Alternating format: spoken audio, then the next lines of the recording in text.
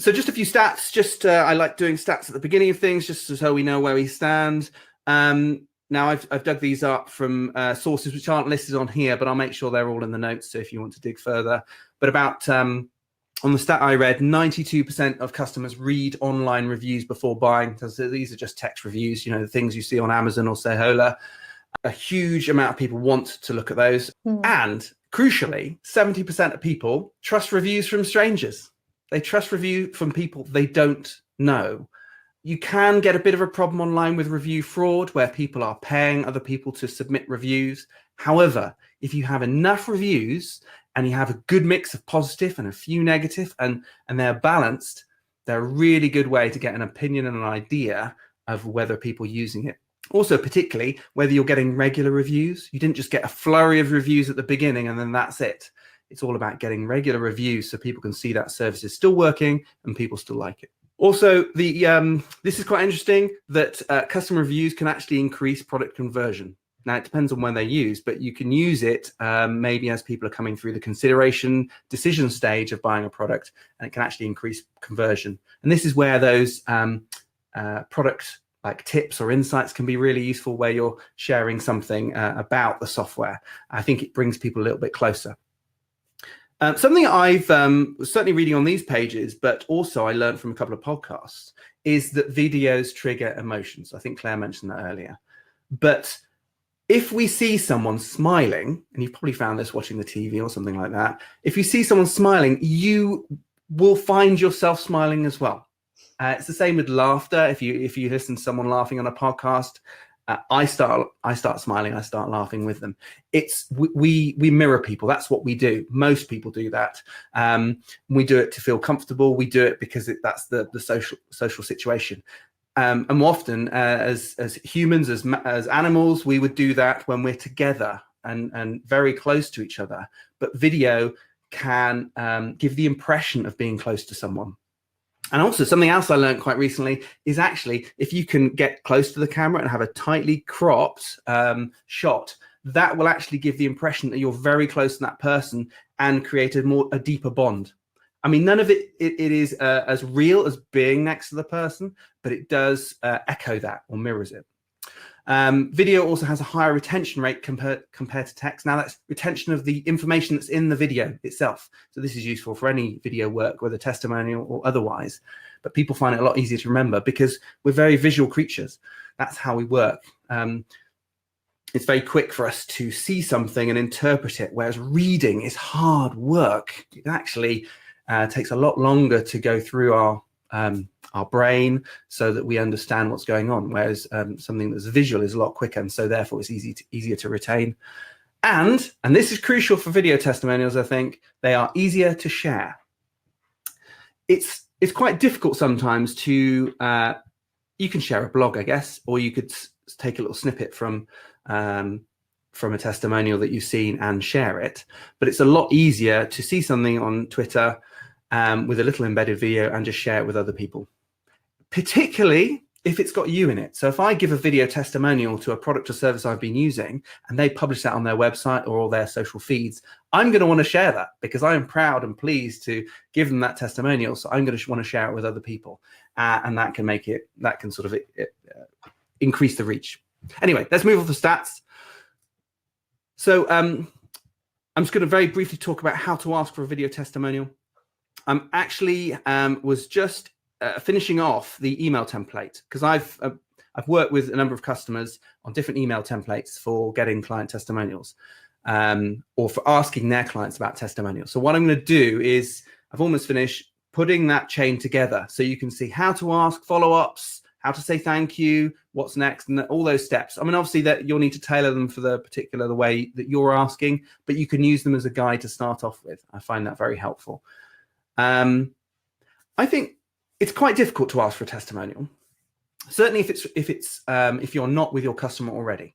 I think if you're in front of your customer and you've just delivered the service or the product, it might be easier at that time to get the testimonial.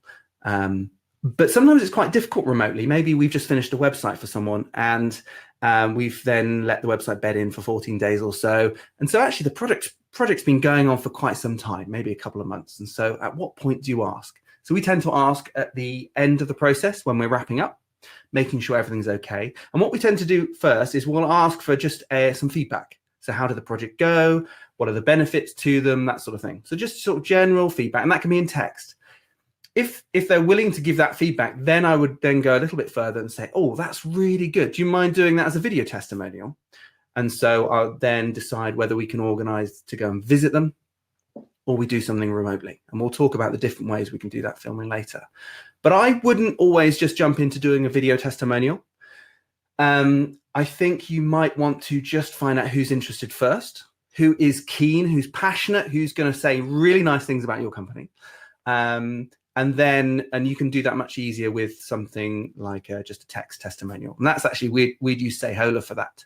So we'd send out Say Hola after every successful project. And then the people who come back to that are the ones I will focus on to go and ask if they want a video testimonial. So know that if you do get a Say Hola review and you fill it out, I might well be in touch with you saying, that's really nice. Maybe we could have a video testimonial. The other thing I found quite useful is, and actually this can work for other emails as well, is to ask if people can do you a favor. I think we wrote a blog article on this. I will try and find it on our website. But if you ask someone to do you a favor, they feel a little bit more likely to do that, even if they don't like you. And I think the example that Louise wrote on the blog is Benjamin Franklin, but he had someone who didn't like him, but he wanted his help on something, so they wouldn't work together. But he said, look, can you do me a favor? So the other guy he was working with felt obliged to do that because actually he wanted to help, and he felt like that asking for a favor was actually something that he could do. And all those barriers about him being his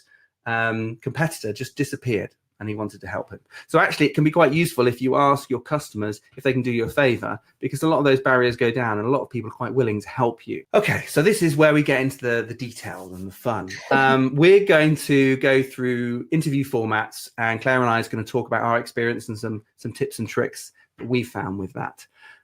Whether it's like a formal interview where you'll go and visit someone, or something quick at an event, or even remotely. Very similar to this almost. Okay, so we're going to start with formal interviews. I'll just give a rundown here, then Claire, maybe you can give me your feelings on it. So formal interviews are something you might see on the BBC. They're a very formal style. They're quite professional, definitely. Often you can have the interviewer behind the camera and the interviewee in front of the camera. I've got some visual examples coming up in a minute.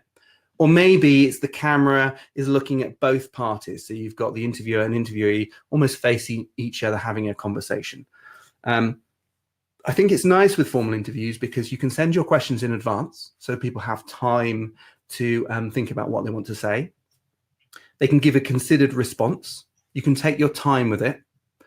I do think they do take longer to organize than other methods we're going to talk about.